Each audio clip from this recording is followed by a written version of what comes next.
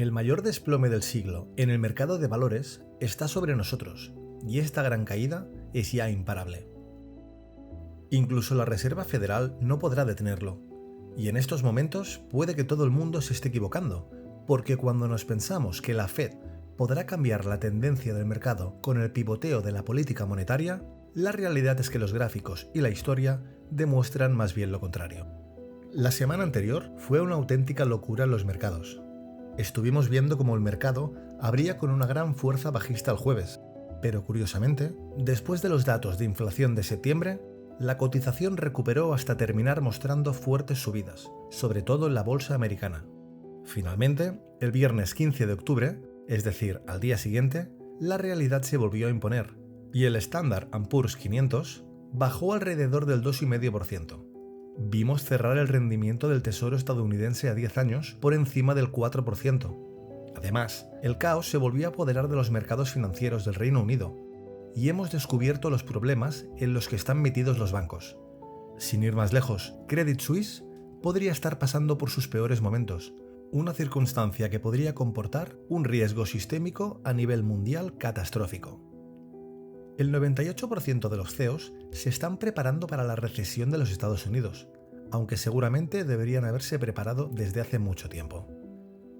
En esta otra noticia, vemos como Cathie Wood, la reina de la inversión de 2000 y 2021, sufre una pérdida del 78% en su ETF, alcanzando un mínimo de 5 años. En 2021, todos los fondos de cobertura y todos los principales medios de comunicación decían que Cathie Wood era la nueva Warren Buffett. Decían que ella era la nueva gran inversora de Wall Street, pero como siempre, cuando el mercado es alcista, es relativamente sencillo ganar dinero, y quienes llevan ventaja y obtienen la mayor parte de las ganancias en este tipo de ocasiones tienden a ser aquellos que toman un mayor riesgo. Sin embargo, cuando los mercados se dan la vuelta, suelen ser también los que sufren las mayores pérdidas, y los que quedan expuestos por lo que realmente son, especuladores. Las ganancias del fondo BlackRock cayeron un 18% y sus activos bajo administración decrecieron desde los 8,5 billones de dólares hasta los 8 billones. Incluso BlackRock está pasando por un mal momento. Los líderes globales están dando pistas en relación a que puede haber otro cisne negro a la vuelta de la esquina. Jamie Dimon, presidente de JP Morgan, dice que puede haber más sorpresas en los mercados, sobre todo después del colapso de los fondos de pensiones que hemos estado viendo últimamente en el Reino Unido. A todo esto, lo que realmente queremos mostrar en el vídeo de hoy es esta especulación en relación a que la Reserva Federal va a cambiar pronto de dirección en cuanto a la política monetaria. Muchas han sido las voces que han anunciado que cuando la Fed decida modificar su política monetaria, el desplome del mercado de valores va a parar y después las acciones van a volver a repuntar fuertemente otra vez, entrando de nueva en la próxima tendencia alcista del mercado. La gente también ha estado comentando que cuando llegue este momento, los bonos recuperarán, el oro también, las criptomonedas, etc. Y bien, más que especular, quizás es más interesante que repasemos lo que ha ocurrido a lo largo de la historia, cuando se han dado situaciones similares. Si viajamos a la última gran recesión de 2008, que fue la última vez que tuvimos una gran crisis financiera, observamos como un año antes, en agosto de 2007, la Fed comenzó a bajar las tasas de interés. Usando la lógica actual, ese momento tendría que haber sido el fondo de mercado y las acciones deberían haber subido mucho más. Sin embargo, veamos lo que ocurrió al mercado de valores justo después de que la Fed pivoteara en su política monetaria. Cuando el Banco Central de Estados Unidos comenzó a bajar los tipos de interés en agosto de 2007, que sería justo en ese punto que vemos en la imagen, lo que siguió después fue una profundidad absoluta en la cotización del S&P 500, lo cual duró hasta 2009. Es decir, cuando en 2007 y 2008 la Fed pivoteó y comenzó a reducir los tipos de interés, el mercado de valores siguió colapsando durante 18 meses, derrumbándose un 56%. Así pues, todas esas personas que especulan en relación a que la Fed vendrá a salvar el mercado, probablemente estén cometiendo un gran error. Podría ser que, si en algún momento la Reserva Federal anuncia que da un paso atrás en su política monetaria contractiva, haya un repunte de corto plazo. A pesar de que es poco probable que esto ocurra pronto, si por algún motivo llega a ocurrir, seguramente no será por una buena razón.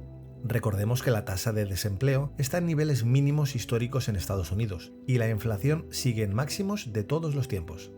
Tendría muy poco sentido que la Reserva Federal decidiera pivotar en su política monetaria cuando el desempleo está en máximos históricos y la inflación también.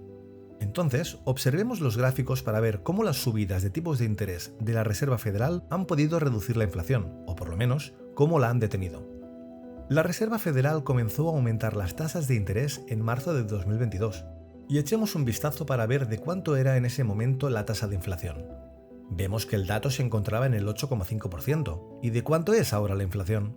Pues sorpresa, 7 meses después, sigue estando en niveles extremadamente elevados, más concretamente en el 8,2%, por lo que en 8 meses la Reserva Federal solo ha podido reducir la inflación en un 0,3%, habiendo subido los tipos de interés en más de 3 puntos básicos.